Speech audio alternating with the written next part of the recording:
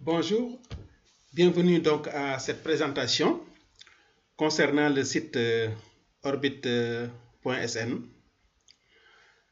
Le site orbit.sn est un site du groupe Orbit Informatique Suptic.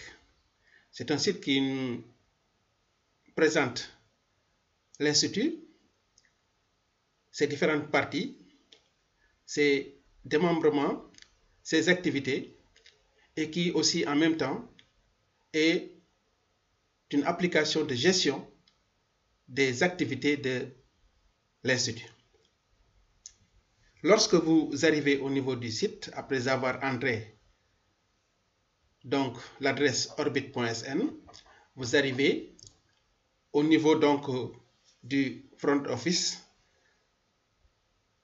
À ce propos, il n'y a pas grand-chose à dire. Vous pouvez consulter les différentes pages du site, les différentes composantes du site, où nous avons bien sûr le menu principal et, n'est-ce pas, les filières, les activités, jusqu'au bas de page où nous avons donc les différents instituts et quelques informations concernant des témoignages et des adresses et des liens utiles. Donc, pas grand-chose à dire à ce niveau. Vous pouvez donc consulter ces pages-là, ces liens-là. Mais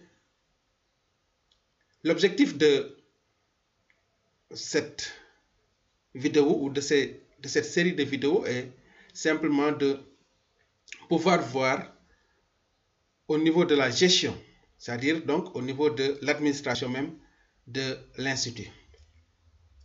Pour cela, il faut se connecter.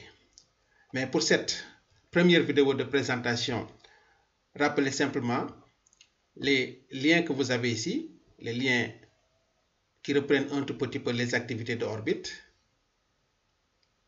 les liens pour étudiants, je reviens tout à l'heure, les liens pour boutique parce que le site contient, n'est-ce pas, a une activité de vente en fait, il y a une boutique disons, et quelqu'un qui achète quelque chose au niveau de la boutique a un compte pour pouvoir, par exemple, télécharger et gérer ses produits. Et le lien de connexion qui vous permet de vous connecter au niveau de votre compte.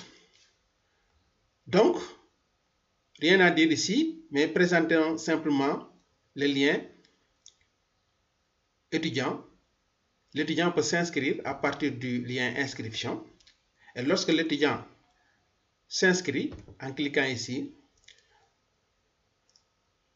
un formulaire donc va s'afficher et l'étudiant peut remplir lui-même le formulaire. C'est l'idéal si aujourd'hui, par exemple, tous les étudiants pouvaient aller sur Internet et cliquer sur ce lien, remplir le formulaire, on aurait automatiquement l'ensemble des étudiants en un tour de main, donc automatiquement au niveau de notre base de données. Alors, si l'étudiant fait ceci, lorsque vous allez vous connecter en tant que gestionnaire, vous pourrez confirmer ou infirmer cette inscription. C'est-à-dire vous pouvez faire de telle sorte que l'étudiant soit actif ou non. Donc l'étudiant remplit les différents champs, remplit le formulaire et ensuite va cliquer sur envoyer. Lorsqu'il va cliquer sur envoyer, vous recevrez donc toutes les informations et vous pourrez confirmer l'inscription de l'étudiant et l'activer. Ou non, évidemment. Il faudra simplement aussi conseiller à tous les étudiants d'avoir une adresse email, c'est très important l'adresse email, et remplir le maximum d'informations, pourquoi pas même en ce qui concerne donc la photo, cela nous permettra de régler beaucoup de problèmes. L'étudiant a aussi au niveau de ce front office un espace, l'espace étudiant, qui va lui permettre, on va le voir ici par exemple, cet espace étudiant qui va lui permettre d'avoir un tableau de bord de toutes ces activités au niveau de l'Institut.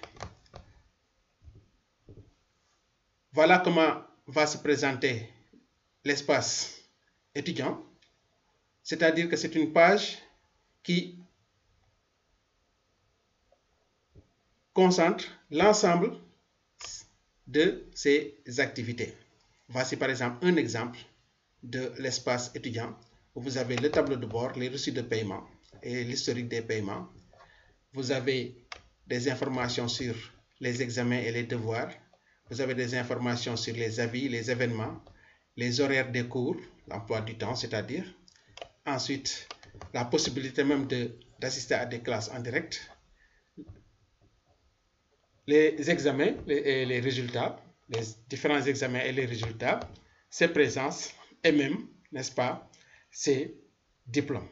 Et l'étudiant peut aussi imprimer à partir d'ici, donc sa carte d'étudiant, directement consulter sa carte et l'imprimer. Voilà donc en ce qui concerne le front office, beaucoup de choses. Il suffit de consulter les pages, mais surtout retenons la possibilité de se connecter ou de se déconnecter. Et c'est ce que nous allons voir donc dans la prochaine vidéo.